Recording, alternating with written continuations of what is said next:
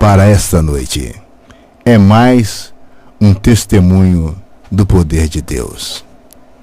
Aconteceu comigo. Glórias a Deus. Queridos, eu sempre fui um homem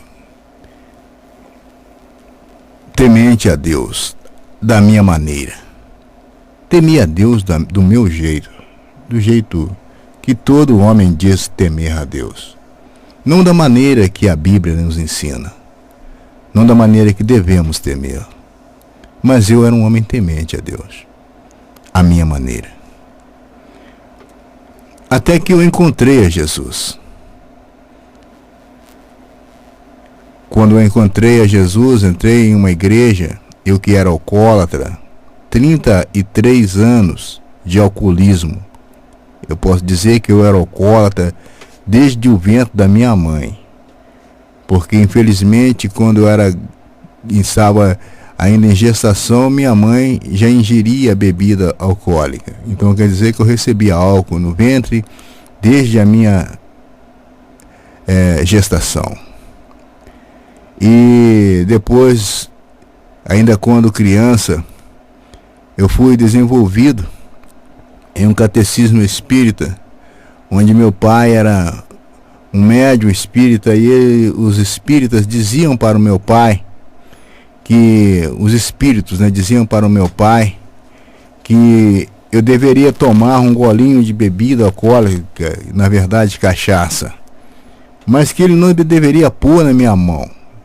Ele deveria colocar em um copo, em uma cumbuca. Para quem não sabe, é um coco, uma casca de coco partida no meio, forma um copinho chamado cumbuca, ali na Umbanda. E colocava aquela bebida e tinha que colocar no chão. Eu tinha que pegá-la no chão, porque segundo a tradição espírita, se ele colocasse na minha mão, eu me tornaria um viciado. Mas se eu pegasse no chão e tomasse, nada aconteceria comigo. E meu pai procedia dessa maneira comigo. Quase que constantemente meu pai me dava bebida alcoólica. Então, para que você entenda, para que você tenha uma noção, eu fui alcoólatra desde o ventre da minha mãe mesmo. E dali para frente, meu querido, misericórdia, eu bebia mais do que um Ford V8. Mas o Senhor me alcançou.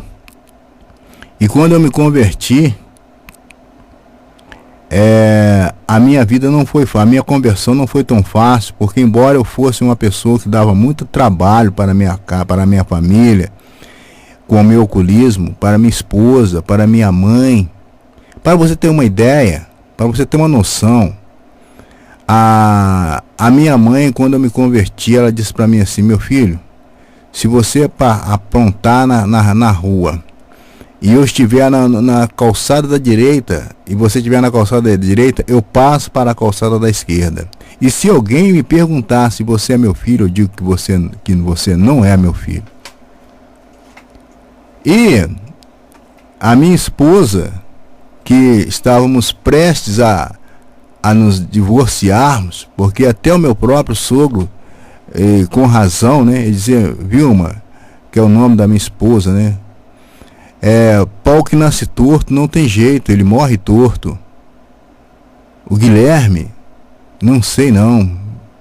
E eu estava cada vez mais me enveredando mais e mais no mundo do álcool.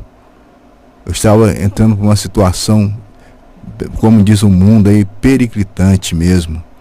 Mas, meus amados, o que o meu sogro não conhecia e que eu também não conhecia é que existe um carpinteiro de Nazaré que endireita qualquer tipo de pau torto. E eu encontrei com esse carpinteiro e ele fez uma obra na minha vida.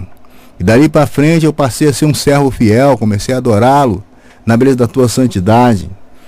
E eu passei por uma fase da minha vida, eu quero resumir esse testemunho de hoje, uma fase da minha vida em que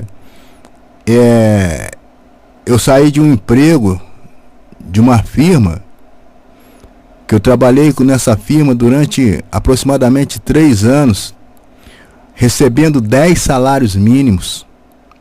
E eu fui mandado embora dessa firma por causa de uma crise que houve no país, uma crise muito grande. Eu tive de voltar para São João del Rei. Na época eu morava na cidade de Volta Redonda, no Rio de Janeiro. Eu tive de voltar para São João del Rei e reabrir a minha oficina. Para você ter uma noção, eu havia perdido toda a minha freguesia. Porque uma vez eu tive uma oficina e fechei essa oficina para ir para essa empresa. E daí, quando eu cheguei aqui, eu cheguei na crise. Todo o dinheiro que eu trouxe, todo o dinheiro que eu consegui ajuntar durante esse período, ele foi todo embora pagando aluguel. E eu fiquei sem nenhum centavo e ainda desempregado, trabalhando numa oficina que não tinha clientes, ninguém tinha dinheiro para consertar carro. A verdade era essa. Mas Deus, na sua infinita sabedoria, na sua infinita bondade, eu creio, a palavra de Deus, ela é fiel. O patriarca Jó falou, e o salmista Davi, ele repetiu essas falas. Ele disse: fui moço e agora sou velho, e nunca vi um justo mendigar o pão, e nem a sua descendência. E essa palavra vem se cumprindo na minha vida desde o dia em que eu aceitei a Jesus como o Senhor e Salvador da minha vida. Então, meus queridos, o que acontece é que os meus filhos eram todos eles pequenininhos. Era 3 catatauzinhos. Era a Clariane, o Jonas e o Jordano, todos 3 pequenos ainda, estudando ainda na escola, no primário. E uma daquelas manhãs, o meu gás acabou. E eu não tinha dinheiro para comprar gás. A minha esposa estava muito irada comigo porque eu era recém-convertido. E ela culpava a nossa situação por eu ter aceitado a Jesus. Ela achava que era um castigo da parte dos santos romanos, né, contra a minha vida, porque agora eu renegava a minha fé neles. Mas ela não entendia ainda que era Jesus. E que aquilo ali eram simplesmente provas que todo ser humano pode passar, sendo ele um romano ou um protestante, né? Mas acontece que ela não entendia assim, e durante um certo período ela me tratava nessas situações com uma certa assim, ignorância, na verdade. E quando foi naquela manhã, ela se levantou para fazer o café da manhã para que as crianças fossem para a escola. E quando ela acendeu o fogão, o fogão acendeu realmente, mas aquela chama bem baixinha e ao mesmo tempo apagou, porque o gás havia acabado. E ela então chegou na porta do nosso quarto e falou: Guilherme, dá seu jeito, o gás acabou. Eu falei: meu Deus, o que eu faço? Na realidade eu não tinha um centavo no bolso. Nem sequer serviço na minha oficina eu tinha, a não ser uma caminhonete velha de um irmão que estava já há semanas lá parada, encostada num canto, porque o irmão não tinha dinheiro para comprar um parafuso para terminar o serviço do carro. E eu então olhei, fui até a cozinha e a minha esposa do meu lado, olhando o que ele vai fazer. O que ele vai fazer? E eu simplesmente coloquei as mãos sobre aquele bujão de gás e falei assim: Pai, o Senhor sabe que o teu servo não tem nenhum centavo. Pai, multiplica esse gás para mim. E peguei o isqueiro, liguei o botão do fogão e risquei o isqueiro e o fogo, puf, pegou. E eu disse: faça o café. Ela ficou olhando para minha cara, minha esposa ficou olhando para minha cara, admirada, porque ela viu, o gás acabou. Mas a chama estava ativa, azul, bem forte. E ela fez o café. Fez o almoço daquele dia. O jantar do dia seguinte. O almoço, o café do dia seguinte. Esse gás durou aproximadamente 3 dias. Até que chegou um carro na minha oficina.